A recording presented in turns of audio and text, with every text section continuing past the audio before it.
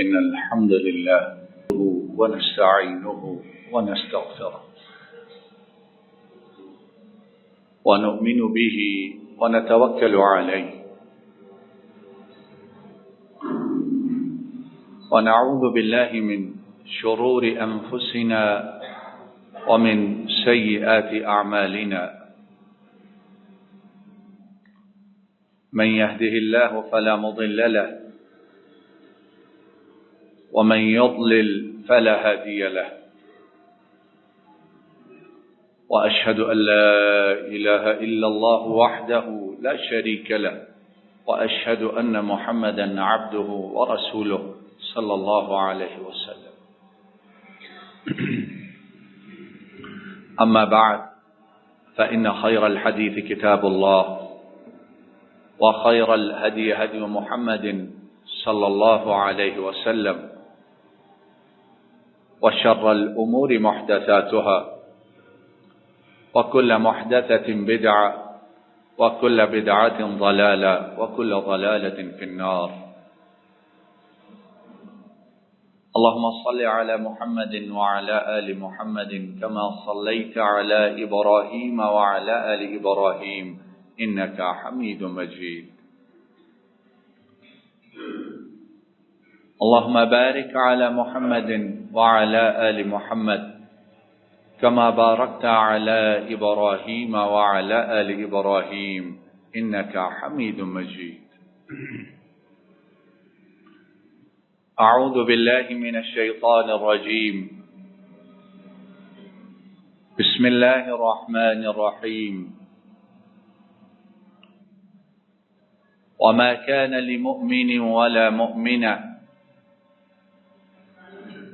إذا قضى الله ورسوله أمرا أن يكون لهم الخيرة من أمرهم ومن يعص الله ورسوله فقد ضل ضلالا مبينا ومن يعص الله ورسوله فقد ضل ضلالا مبينا. زین بھائی، اللہ رب العالمین کی توفیق سے پچھلے چند خطبات جمعۃ المبارک سے ہم ابو بکر الصدیق رضی اللہ تعالی عنہ، سب کہیے رضی اللہ تعالی عنہ،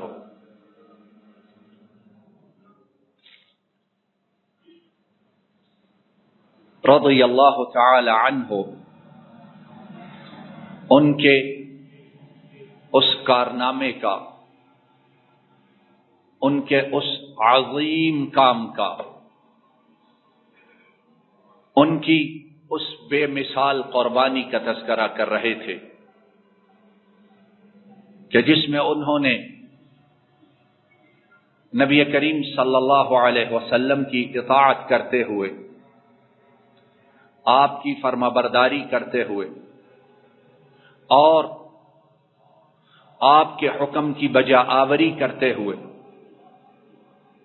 لشکر اسامہ کو ان حالات میں مدینہ سے باہر رومیوں کے ساتھ لڑنے کے لیے جانے کا حکم دیا کہ جن حالات میں بظاہر مدینہ کو خالی کرنا مناسب نہ تھا، مصلحت کے خلاف تھا، لشکر کی مدینہ میں ضرورت تھی، مدینہ بظاہر اپنی حفاظت کے لیے ان جان بازوں اور سرفروشوں کا محتاج تھا، لیکن ابو بکر رضی اللہ تعالی عنہ انہوں نے کیا کیا؟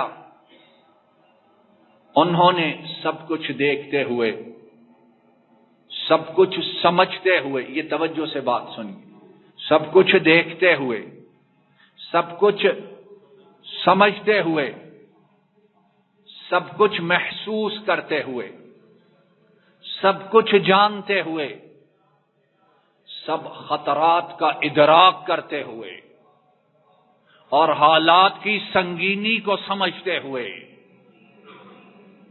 کہ اس وقت بقا کا خطرہ تھا، جان کا خطرہ تھا، بظاہر مٹ جانے کا خطرہ تھا، دنیا سے نابود ہو جانے کا خطرہ تھا، لیکن ابو بکر کا اعلان کیا تھا وَمَا كَانَ لِمُؤْمِنٍ وَلَا مُؤْمِنَةٍ إِذَا قَضَى اللَّهُ وَرَسُولُهُ أَمْرًا أَن يَكُونَ لَهُمُ الْخِيَرَةُ مِنْ أَمْرِهِمْ، کہ جب اللہ اور اس کا رسول کسی بات کا فیصلہ کر دیں تو کسی مومن مرد اور عورت کے لیے یہ جائز ہی نہیں کہ وہ اس کے علاوہ کوئی اور فیصلہ کرے یا کوئی اور چیز اختیار کرے۔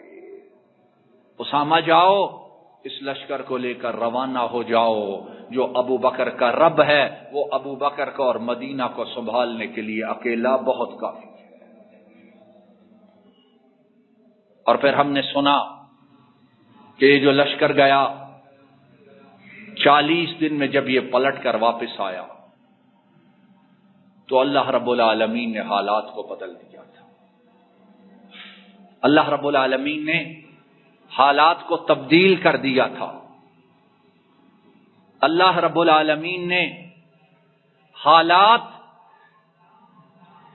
کہ ان میں جان کا خطرہ تھا، اب حالات ایسے ہوئے کہ رومیوں کا بادشاہ ہرقل وہ پکار اٹھا کہ یہ کیسی عجیب قوم ہے، ان کا نبی وفات پا گیا ہے اور یہ باوجود کمزوری سے لڑنے کے لیے سینکڑوں کلومیٹر کا فاصلہ طے کر کے آ کے ہماری سرحدوں پر دستک دے رہے ہیں۔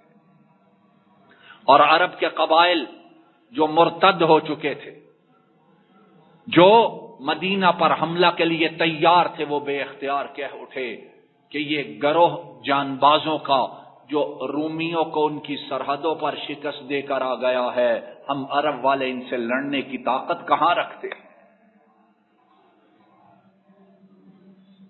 وَأَطِيعُوا اللَّهَ وَأَطِيعُوا الرَّسُولَ لَعَلَّكُمْ تُرْحَمُونَ، اور اطاعت کرو اللہ کی اور اس کے رسول کی، کس لیے؟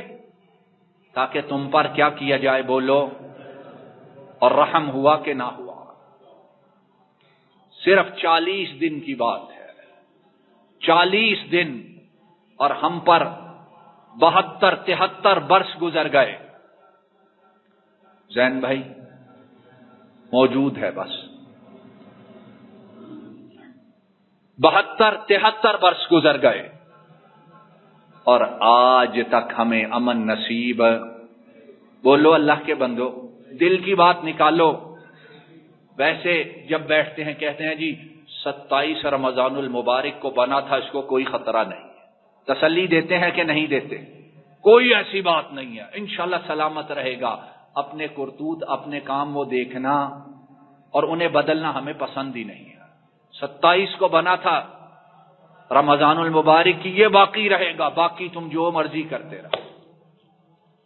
اللہ کی سنت تبدیل نہیں ہوتی ہے، یاد رکھو۔ اللہ کے قاعدے بدلتے نہیں ہیں۔ وَلَن تَجِدَ لِسُنَّةِ اللَّهِ تَبْدِيلًا وَلَن تَجِدَ لِسُنَّةِ اللَّهِ تَحْوِيلًا۔ ابو بکر کے اس ایک قربانی کے لازوال واقعہ میں میرے اور آپ کے لیے بڑے سبق، بڑے دروس ہیں۔ آؤ ان میں سے چند کو اللہ رب العالمین کی توفیق سے دیکھتے ہیں۔ پہلی بات کہ حالات ہمیشہ ایک جیسے نہیں رہتے۔ حالات، بولو، ہمیشہ کبھی خوشی ہے، کبھی غمی ہے، کبھی غریبی ہے، کبھی فقیری ہے، کبھی شہنشاہی ہے اور کبھی خاکشاہی ہے، کبھی محلات ہیں، آسائشیں ہیں، اور کبھی سر چھپانے کے لیے چھت بھی نہیں ملتی ہے، کبھی جسم پر کمخاب اور ریشم کا لباس ہے اور کبھی جسم کی برہنگی کو ڈھانپنے کے لیے کپڑوں کے کچھ ٹکڑے بھی میسر نہیں آتے ہیں۔ اور یہ سب کچھ کس کے ہاتھ میں ہے؟ بولو زور سے، کس کے؟ وَتِلْكَ الْأَيَّامُ نُدَاوِلُهَا بَيْنَ النَّاسِ۔ عرش والا کہتا ہے مرضی میری ہے اور میں جیسے چاہتا ہوں لوگوں کے درمیان دنوں کو پھیرتا رہتا ہوں۔ میرا اور تمہارا کام کیا ہے؟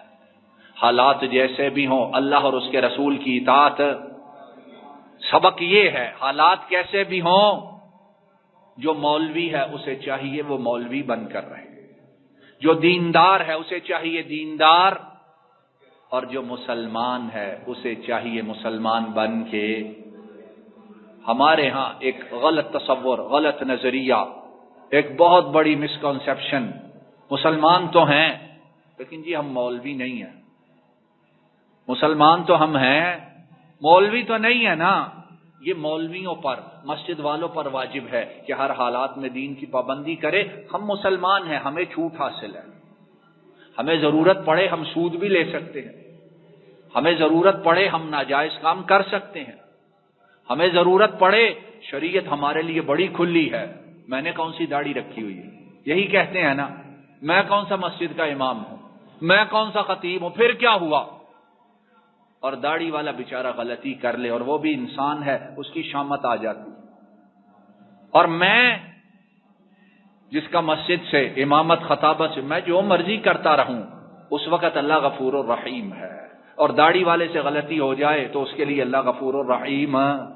بولو اللہ کے بندو، کہتے ہو کہ نہیں کہتے ہو؟ اس کو نہیں چھوڑنا. اور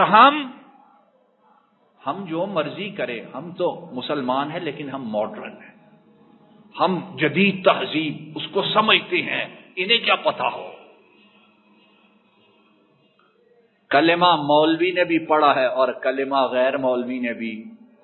بولو اللہ کے بندو، سب نے پڑھا ہے کہ نہیں؟ الفاظ ایک ہی ہیں یا مختلف ہیں؟ کلمہ میں مولوی کا، دیندار کا، امام خطیب کا کوئی اضافہ ہے؟ لا الہ محمد. جس طرح اتباع اس پر واجب ہے ویسے ہی اتباع تجھ پر بھی. پینٹ کوٹ ٹائی لگا کے یا باہر کے ملکوں کے ویزے اگر پاسپورٹ پہ ہوں تو اب تجھے کھلی چھٹی مل گئی ہے، جو مرضی کرتا رہے. کل قیامت کے دن یہ پوچھا جائے گا کہ آؤ بھائی پاسپورٹ لے کر آؤ.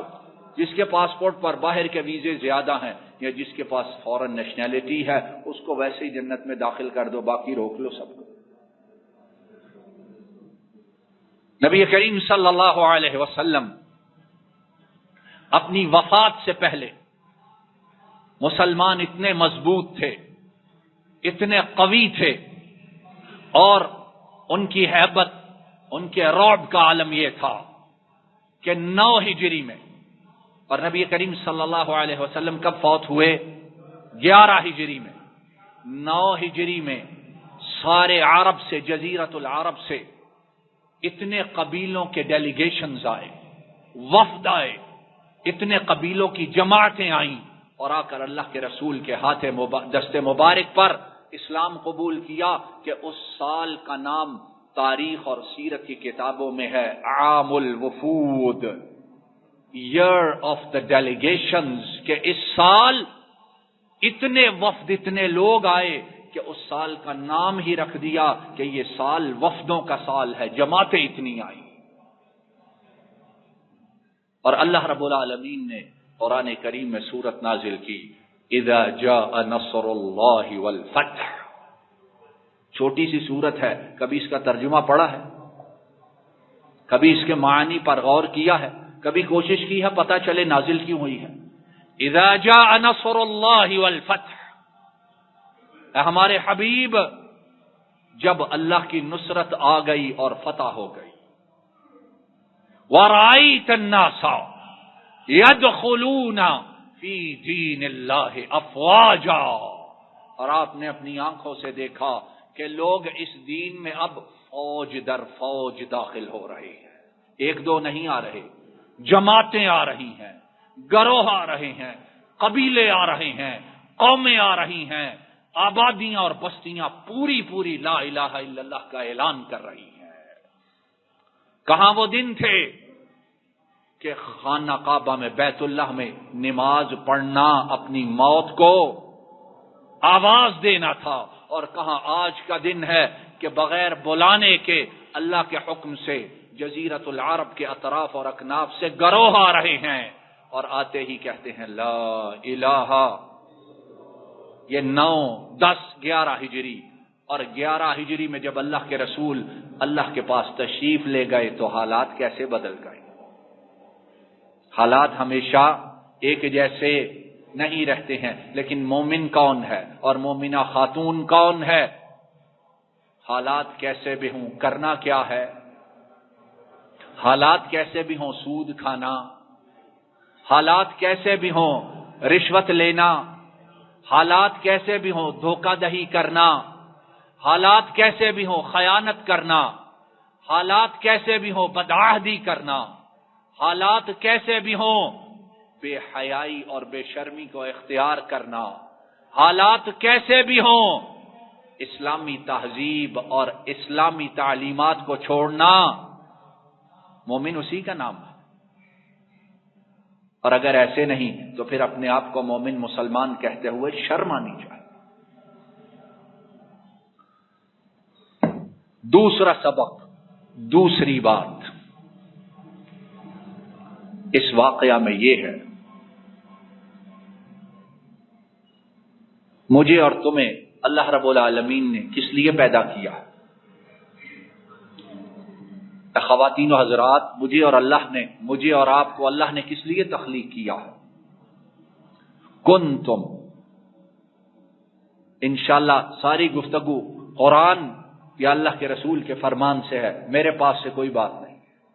کنتم خیر امہ اخرجت للناس، تم بہترین امت ہو۔ اے مرد اور خواتین، تم کیا ہو؟ بہترین امت ہو۔ اخرجت للناس، میں نے تمہیں لوگوں کے لیے پیدا کیا ہے۔ تأمرون بالمعروف وتنہون عن المنکر، پیدا اس لیے کیا ہے نیکی کا حکم دو اور بولو اور کیا کرو؟ وتؤمنون باللہ، اور اللہ پر ایمان لاؤ۔ ہم پیدا اس لیے کیے گئے ہیں کہ اللہ اور اس کے رسول کی طرف بلاتے جائیں۔ بڑے سے بڑا مالدار، جتنا پیسہ آتا جاتا ہے اتنا ہم میں سے لوگ یہ سمجھتے ہیں میرے تو اب ذمہ داری اور کوئی نہیں، کیونکہ میں بزنس مین ہوں، میں اب مجھ پہ نہیں ہے کوئی ذمہ داری، نماز پڑھ لیتا ہوں، روزے رکھ لیتا ہوں، مجھ پہ کیا ذمہ داری ہے؟ میری جابز، میری نوکریاں، میری ڈگریز، میرے کنتم خیر امہ، یہاں قرآن میں کوئی مولوی کا، کوئی صوفی کا، کسی کا لفظ نہیں ہے، سب سے خطاب ہے۔ تمہیں بنایا پیدا میں نے اس لیے کیا ہے نیکی کا حکم دو اور کیا کرو؟ برائی سے روکو۔ تو جس کام کے لیے ہم پیدا کیے گئے ہیں، کیا ہم میں سے ہر شخص، ہر مرد، ہر عورت اپنی استطاعت کے مطابق یہ کام کر رہا ہے؟ کر رہا ہے؟ ہم تو وہ ہیں مشکل وقت تھوڑا سا آئے نماز ہی چھوڑ جاتے ہیں۔ جو باجماعت نماز، اس پر کاربند مسجدوں میں آنے والے یا نماز چھوڑ جاتے ہیں، یہ دو دو تین تین نمازیں اکٹھی پڑھ لیتے ہیں، اور وہ بھی کسی نے گھر میں پڑھ لی، کسی نے کہیں، وہ جی مشکل وقت ہے، اللہ غفور الرحیم ہے۔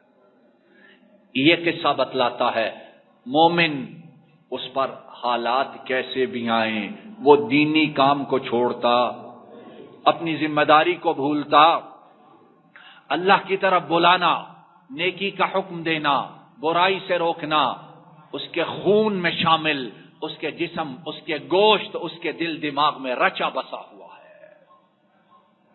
اتنے مشکل حالات آئے تو ابو بکر صدیق رضی اللہ تعالی عنہ، انہوں نے لشکر بھیجا کہ نہ بھیجا؟ اور جب لشکر بھیجا، تاریخی کتابوں میں ہے، ابو بکر نے لشکر کے سامنے کھڑے ہو کر اسامہ کو وصیت کی، اصنع ما امرک بہ النبی صلی اللہ علیہ وسلم، ابدأ ببلاد قضاع وایت آبل ولا تقصرن فی شیء من امر رسول اللہ صلی اللہ علیہ وسلم۔ اسامہ جاؤ، ابو بکر کو اور مدینہ کو اللہ کے بھروسے پہ چھوڑ کر نکل جاؤ، اور کرنا وہ ہے جس کا حکم اللہ کے رسول نے وفات سے پہلے تمہیں دیا تھا۔ کرنا کیا ہے؟ اور اللہ کے رسول نے کہا تھا کہ قضاع قبائل، ان سے لڑائی کا آغاز کرنا، اس کے بعد آبل شہر ہے ان کی طرف جانا، اور پھر اخیر میں فرمایا اللہ کے رسول کی باتوں میں معمولی سی کوتاہی مت کرنا، اگر ایسا کیا تو پھر تمہاری واپسی سلامتی کے ساتھ مدینہ مشکل ہو جائے گی۔ اور ابو بکر نے نبی کریم صلی اللہ علیہ وسلم ان کی وفات پر، نبی کریم صلی اللہ علیہ وسلم کی وفات پر اگر ایک لشکر کو بھیجا تو جب اپنی وفات کا وقت آیا تو اس وقت بھی ایک لشکر کو بھیجنے کا حکم دیا۔ بڑا لطیف نقطہ، بڑی عجیب بات اور حیرت زدہ کر دینے والی بات ہے ابو بکر صدیق کی زندگی میں۔ جب خلافت قبول کی تب بھی لشکر فوراً روانہ کیا، اور جب موت کا وقت آیا اور خلافت اس کا بار، اس کا بوجھ حضرت عمر کے کندھوں پر ڈال رہے ہیں، نصیحت کر رہے ہیں، عمر اگر میں مر گیا تو میری موت کے بعد انتظار مت کرنا، لشکر کو اسلامی سرحدوں کی حفاظت کے لیے روانہ کر دینا۔ ابو بکر صدیق رضی اللہ تعالی عنہ جب اپنے آخری دنوں میں بیمار ہوئے تو اس وقت اسلامی لشکر دو محاذوں پر لڑ رہا تھا۔ ایک طرف ایران کے مجوسی، ایران کے آگ کی پرستش کرنے والے، ان کے ساتھ جنگ کر رہے تھے صحابہ کرام، اور دوسری طرف رومیوں کے ساتھ نبرد آزما تھے۔ خالد بن الولید رضی اللہ تعالی عنہ وہ رومیوں کے ساتھ لڑ رہے تھے، اور جو صحابہ عراق میں ایرانیوں سے لڑ رہے تھے ان کی طرف سے حضرت مثنى ابن حارثہ وہ مدینہ آئے، اور ابو بکر صدیق رضی اللہ تعالی عنہ ان سے عرض کیا کہ اسلامی لشکر کو عراق کے میدانوں میں ایرانیوں کے خلاف مدد کی ضرورت ہے، لشکر روانہ فرمائیے۔ اب کیا ہوا؟ لشکر تیار ہو رہا ہے، ابو بکر صدیق رضی اللہ تعالی عنہ ان کی بیماری شدید ہو گئی، تو کیا ہوا؟ امام طبری بیان کرتے ہیں ابو بکر صدیق نے حضرت عمر کو بلایا اور کہا، عمر جو میں کہتا ہوں اس کو توجہ سے سنو اور اس پر عمل کرنا، ابو بکر کے بچوں کا خیال رکھنا، ابو بکر کی بیٹی عائشہ صدیقہ ام المؤمنین اس کی رکھوالی کرنا، ابو بکر کے باغات اور جائیداد ان کی حفاظت کرنا، ابو بکر کے مصالح اور مفاد وہ ان کی اولاد تک منتقل کر دینا۔ کوئی بات نہیں کی ہے مجھ پر اور تم تک، جو لا الہ الا اللہ پہنچا ہے وہ ایسے پہنچا، ہم نہ قدرے ہیں، ہم نہ شکرے ہیں، ہم اپنی جانوں پر خود ظلم کرنے والے ہیں۔ عمر سنو، حضرت عمر حاضر ہوئے، کہا عمر میرا خیال ہے میں آج ہی اس دنیا سے روانہ ہو جاؤں گا۔ وہ لوگ موت کے لیے کتنے تیار تھے، وہ لوگ رب سے ملاقات کے متمنی اور ہر وقت چاہنے والے تھے، اور من احب لقاء اللہ احب اللہ لقاءہ، جو رب سے ملنا پسند کرے رب بھی اس سے ملنا۔ ابو بکر، عمر مجھے یقین ہے کہ ابو بکر آج اس دنیا سے روانہ ہو جائے گا۔ اور پھر سوال کیا آج دن کون سا ہے؟ کہا گیا آج پیر کا دن ہے۔ تو کہا میں آج ہی رب سے ملاقات کے لیے روانہ ہو جاؤں گا۔ اور پھر کہا عمر اگر میں دن میں مر گیا تو شام کے آنے سے پہلے پہلے اسلامی لشکر کو روانہ کر دینا، اور اگر میری موت رات کو ہوئی تو تم فجر کے ہونے سے پہلے پہلے اسلامی لشکر کو روانہ کر دینا۔ اور ابو بکر کی وفات کوئی معمولی مصیبت ہے؟ ابو بکر کی وفات کوئی معمولی حادثہ ہے؟ اللہ کے رسول صلی اللہ علیہ وسلم ان کی وفات کے بعد اس امت کا سب سے بڑا حادثہ، سب سے بڑی تکلیف ابو بکر رضی اللہ تعالی عنہ کی موت ہے۔ اللہ کے رسول کے بعد سب سے بڑا حادثہ کن کے لیے؟ جن کے دلوں میں ایمان ہے۔ سب سے بڑی مصیبت ابو بکر صدیق کی وفات ہے۔ اور پھر فرمایا کوئی بڑی سے بڑی مصیبت بھی اس دینی فرض کی ادائیگی اور تمہارے پروردگار کے حکم کی تعمیل میں عمر رکاوٹ کا باعث نہ بنے۔ تم نے دیکھا، یہ حضرت ابو بکر کہہ رہے ہیں، میں نے نبی کریم صلی اللہ علیہ وسلم کی وفات کے بعد کیا کیا، حالانکہ لوگ اس وقت ایسی مصیبت میں مبتلا تھے کہ اس کی مثال نہیں ملتی ہے۔ یہ ابو بکر کے الفاظ ہیں۔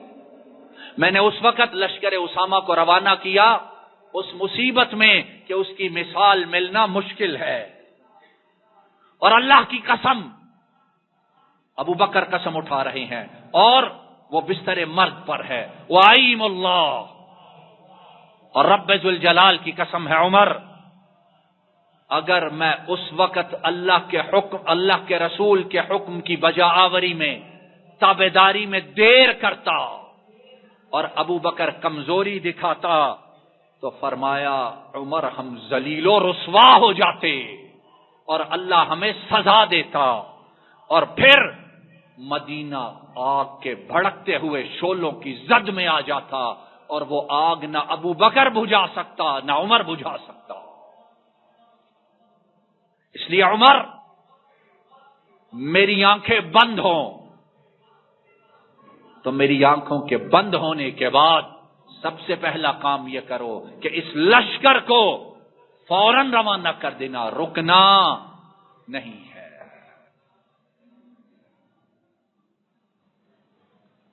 امام بخاری